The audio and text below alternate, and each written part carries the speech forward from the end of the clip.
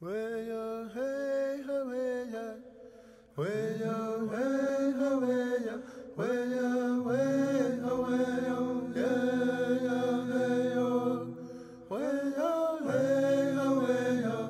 I was young, I thought everybody who lived in the city had a home back on the res.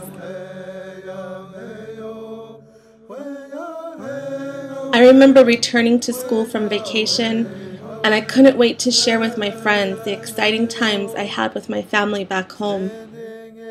I told them that my grandma saw us coming from miles away because of the dust we kicked up on the roads. And when we arrived, she butchered a big fat sheep for us and made a ton of fry bread, and how my little brother ate so much that he had to go back and forth to the outhouse all night. I thought my friends would be a little envious of the food my grandma made and laugh about my brother trying to eat it all up. But instead, their reactions made me feel like an outsider. Weird, different, and embarrassed. I learned not to share my stories and to hide my true identity. I tried to be two different people, who I was at home and who I wanted to be in the outside world. It ate at me until I hardly recognized who I was anymore. I began to distance myself from my family, from my culture, from myself. Self-destructive ways came into my life. Alcohol, violence, hatred. I had closed my eyes shut to my ways and figured it was only me that was in pain.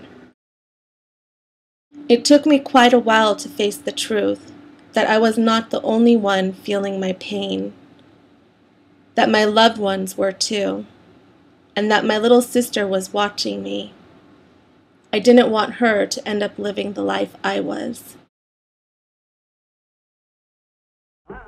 I knew I had to find the strength in me to make a change. I looked to my family and to my culture to help ground me, to guide me. I went back to school. I went back home to the res. I went back to my family. And I went back to who I really was. She'e Bridget Pulskamp, Yinishe. Sitna Jenny, Nishlint. Irish, Bashish Chin. Twitachini, A Dashiche. German, Dashinale. This is how I am a Navajo woman.